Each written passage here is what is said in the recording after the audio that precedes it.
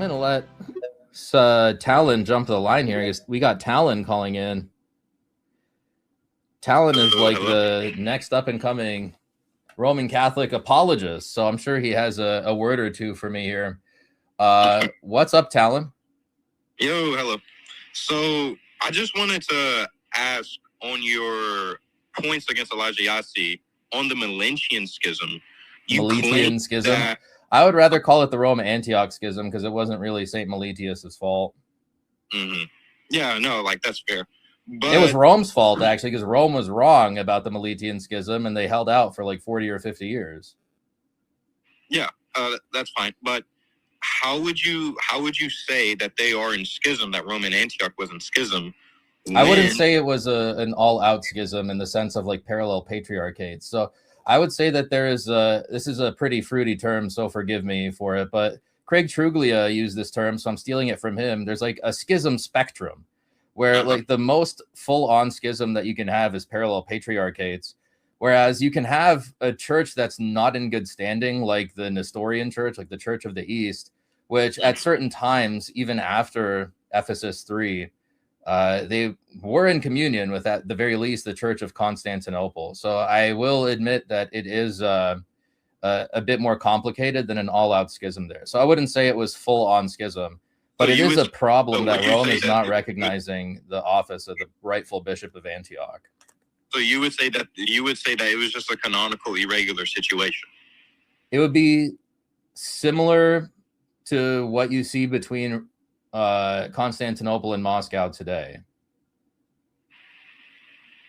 So just basically one-sided beef, as I see with some Eastern Orthodox.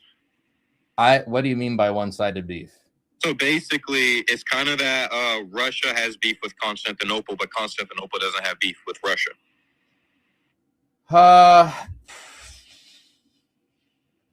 Yeah, I think that's pretty accurate. So in this case, you would say that Rome had beef with Antioch, but Antioch didn't have beef with Rome. Maybe they did. I'm not sure about all the details there.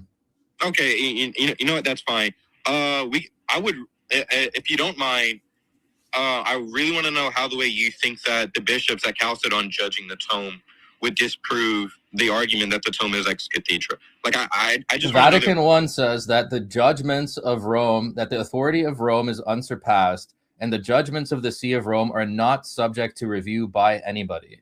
Yet when I read the Acts of the Council of Chalcedon, and I have like Price's version on PDF, I don't have it pulled up right now, but going off of memory, there were 161 bishops that reviewed Pope Leo's tome at the Council of Chalcedon, and they used language like, I reviewed, I judged, I scrutinized them, and I found that I agree. There were even blocks of bishops that disagreed with the tome, and they said, we didn't like the tome at first. However, we talked to the papal legates, and they explained what certain terms mean to us, and we've changed our mind. We're on board with the tome. Yeah. So it was subject to judicial review, and if Vatican I is true, then it would not be subject to judicial review. Not, well, here's the thing. You're conflating intellectual assent with jurisdictional approval. And when you read Session 4... Is it subject to review? Wait, is it subject to review? In an intellectual sense, of course. Not in a juridical sense. Then how come I have an act of a council that has 161 bishops using terms like I judge? Yeah, that's intellectual assent, not juridical approval. Do you want me to explain the distinction? I understand the distinction. Okay, what's the distinction? What is intellectual assent versus Look, this is my show. I'm going to ask the questions, okay? If we're going to have an actual moderated formal debate, then you can go ahead and ask your questions. But you don't get a platform to pontificate on my show. Well, I would love to formally debate. I mean, are you old enough even to consent? How old are you? That's irrelevant. It is relevant because you are not even old enough to sign the consent to check the box that you agree to the terms and conditions on Twitter. I'm not going to debate children. Are you an adult? Is what I'm asking you. Are you an adult? You couldn't define intellectual. You don't even have permission to be on this platform. Dude, just answer the You're not even competent to check that you agree to the terms and conditions on Twitter. So wait. Somehow the terms and conditions affects my Chalcedonian argument. You're like, dude, you don't know what you're talking about. Just answer the question. I don't know what I'm talking about. What are the bishops doing, Talon? What are they doing? What are they doing when you have 161 bishops? They give them the tome. They say, hey, judge the tome. Tell us if this is good. I'm telling you. Does this match up with what the father said before? Dude, I'm pulling up Price right now because you're a goon. You're a goblin.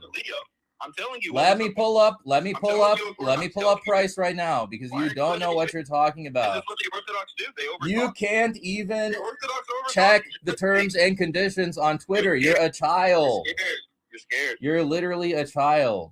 And you cannot refute the argument. What does that say about you? What argument? You didn't make an argument. What does that say about you? Every time something happens that you guys don't like, you guys create a distinction out of nowhere. Intellectual assent is simply when you agree with something. Judicial review is when you scrutinize something. You don't even know the difference. You realize I have a doctoral level degree in judicial review, you dummy? Wait, hold on. Because you're claiming you read the Acts. What did the papal legates say to the bishops? Dude, I'm not going to quote things to you. Hold on. Okay, this is paragraph 8 in the 4th session, okay, from Price. Okay. The most glorious officials in the exalted Senate said, since we see the divine gospels displayed by your devoutness, let each of the most devout bishops assembled state if the definition of the 318 fathers who met formerly at Nicaea and of the 150 who convened subsequently in the imperial city is in harmony with the letter of the most devout Archbishop Leo. What is the instruction? It says, read this and tell me if it matches up with what happened at Nicaea and at Constantinople I. That's juridical judicial review. No. You can't just say no, dude. You don't know anything about this topic. I literally have a Juris Doctor degree. Dude, let me explain the context. The context. You're going to explain to me the concept of judicial review. You're a child. I'm a lawyer. What Orthodox like to do, they like to take out the context, so I'm going to give you the context. I'm busting him. He's busting his own church. Listen. You're a goblin. You're literally not even allowed to be here based on the terms and conditions, dude. I kicked him. He's not even allowed to be here based on the terms and conditions. He wouldn't even tell me that he was an adult, dude. What's up, Nikolai? Hey, what's up, brother? Hey, congratulations on the Yassi debate. Thought you did great. Thank you, bro. Yeah, your reasoning for not even engaging with Talon's arguments is the exact same reason I do. He's not even supposed to be on here. He's actually lying to people by pretending he's older than he is. That's a good point. Technically. Now, that being said, again, the Orthodox Church, our position is that you can't even do theology until you're illuminated, right? Let alone a 15-year-old who hasn't, are you even confirmed and baptized into your own church? Last I heard, Talon, you were not.